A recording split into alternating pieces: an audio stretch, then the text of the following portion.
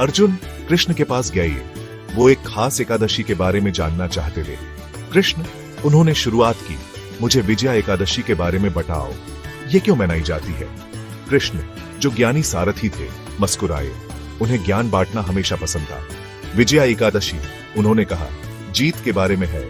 ये दिन राम की जीत को याद करने का है। राम अयोध्या के राजकुमार को अपनी पत्नी सीता को बचाना था। उन्हें रावण लंका के राक्षस राजा ने ले गया था।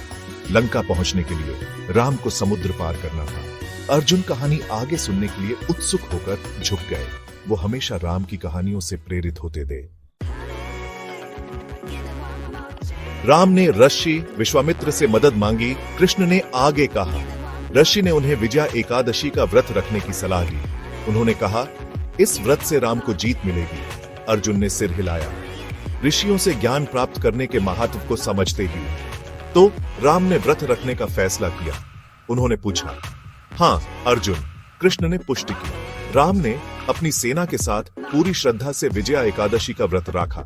उन्होंने विष्णु से शक्ति और सफलता के लिए प्रार्थना की। कृष्ण ने बताया कि कैसे व्रत सिर्फ खाने का त्याग नहीं था, ये मन को केंद्रित करने और दिव्य आशीर्वाद प्राप्त करने के बारे में था। वो दिन आ गया जब राम को समुद्र पार करना था। कृष्ण ने आगे कहा। वो किनारे पर खड़े थे। उनके सामने विशाल समुद्र था। राम की छवि मजबूत और दृढ़ अर्जुन के मन में छा गई। फिर क्या हुआ? उन्होंने कहानी से मोहित होकर पूछा। कृष्ण ने कहा, समुद्र देव राम के सामने प्रकट हुए। राम की भक्ति से प्रभावित होकर समुद्र देव ने उन्हें लंका जाने का मार्ग प्रदान किया। अर्जुन मुस्कुराए, विश्वास और दृढ़ता की शक्ति को महसूस करते हुए। वो विजया एकादशी व्रत के महात्वी को समझ गए थे। राम ने अपनी सेना के साथ समुद्र पार किया और रावण के साथ भयंकर युद्ध लड़ा।